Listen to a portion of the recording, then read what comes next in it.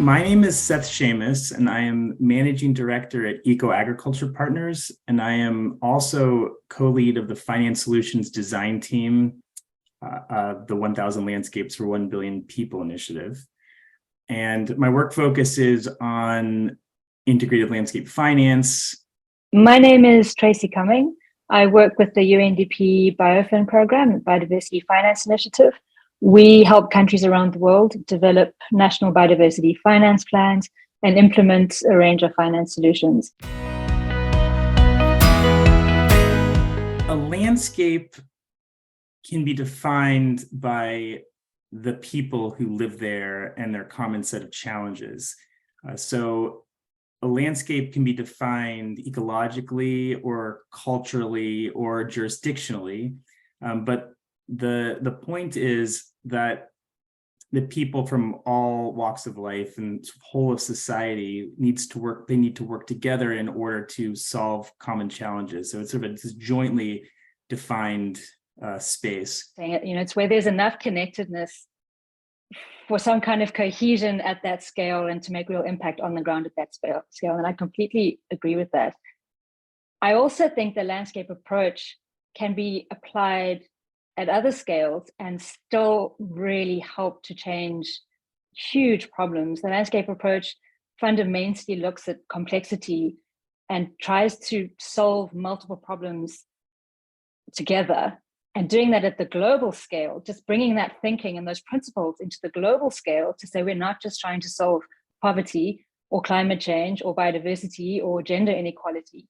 We need to figure this out as one complex system at the global level and the national level, and then at a slightly smaller landscape level. Just that thinking can be incredibly powerful and is kind of the only way we're going to really solve big problems.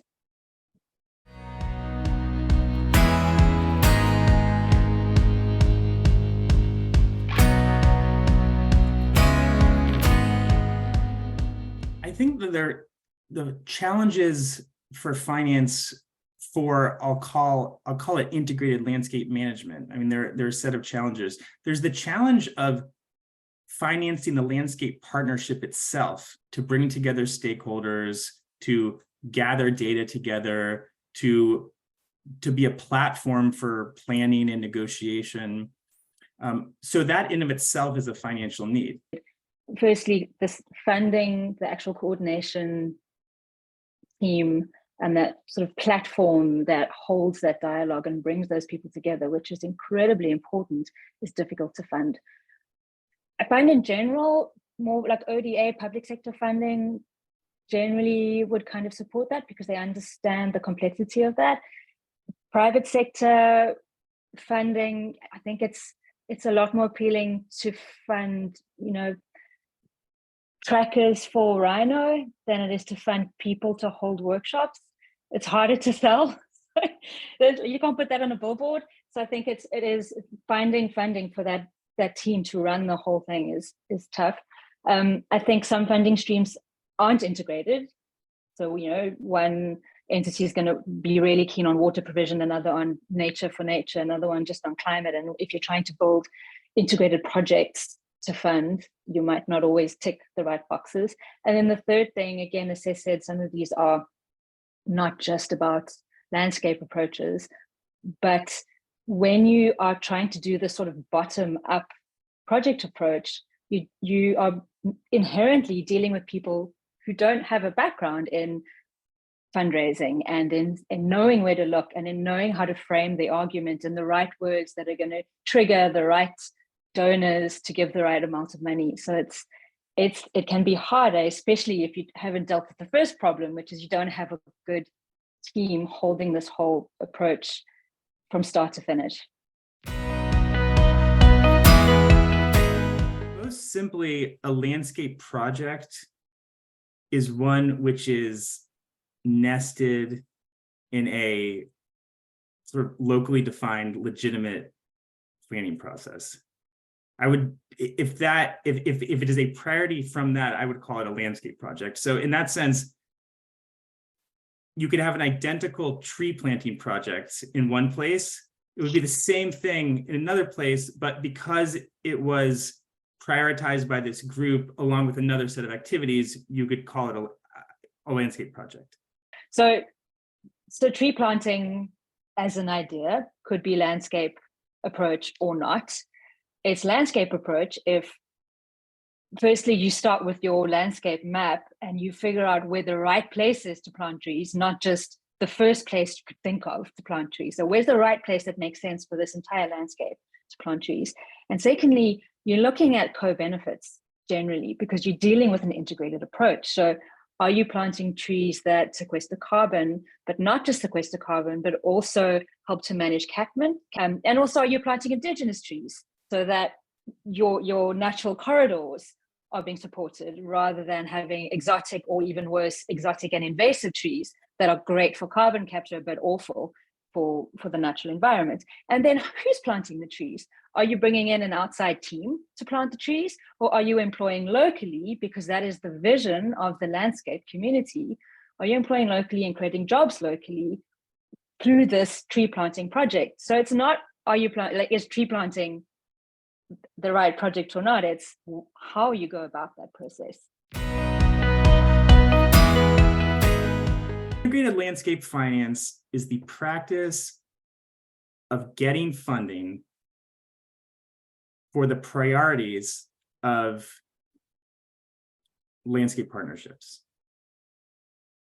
In simple terms, what that means in practice is that the action plan of these landscape partnerships, this set of activities that is meant together to help this landscape meet its vision for transformation, transformation ecologically, economically, socially, that vision is like specific things. It's not just, we want to repair this riparian, area. It's like more specific. It's like, okay, there are these 50 kilometers right here, this riparian area, and this is what's possible in the place. Here's some commercial investment of agroforestry that could help us restore it. But here, this really has to be kind of a government, this has to be a park, specific actions that require all kinds of financing.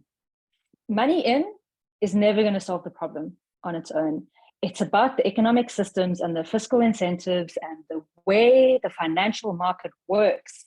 That whole enabling framework, it's how that needs to change so that we stop harming nature with our economies, and we stop harming nature because our legislative framework doesn't work and we're not incentivizing the right behavior, and we're getting money in to do the work we need to do.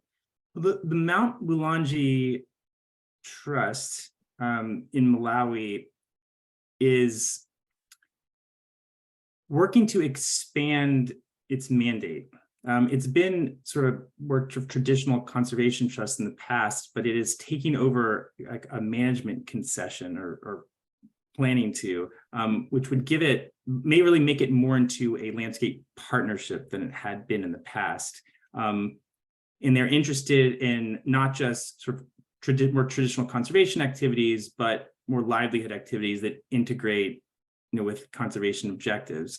And they're very well positioned to do this. They already have a very inclusive governance board that includes, traditional authorities and local government agencies and research institutions and conservation institutions and private sector. And they have developed a integrated management plan for this trust. There are also a variety of activities that have been going on there for a while that they'd like to scale up, or they have new ideas they want to start up. So this is a wide set of activities. So this includes hydropower development, ecotourism, sustainable timber production, fruit trees, seed nurseries, other kinds of horticulture, bee production, aquaponics, carbon credits from efficient cook stoves or electric cook stoves, water utility upgrades. And these activities come out of their integrated management plan. An important lesson that I've learned as I've engaged directly with landscape partnerships as they've tried to develop finance strategies and fund them is really how important the enabling environment is. and this is to bring this conversation a bit full circle, but it will not be as simple as coming up with sort of a perfect financing solution. Is a really complicated, governance, economic, societal issue to support this kind of work. So it requires, changes in the way that financial institutions function, but honestly, it requires changes in the way that even like, this will sound grandiose, but sort of people think about the world, like in kind of rather than thinking just through sectors of like, I'm a water person or I'm a climate change person. There's a lens, there's an integrated lens that I think that needs to be more widely adopted for this all to work. And we're going to see change coming from that grassroots movement, I think. And that's really powerful. It's slow. Change is slow. Policy change is really slow. Changing bureaucracies is really slow fundamentally. But I think we're going to see it because more and more people are saying we cannot do this if we're not more integrated.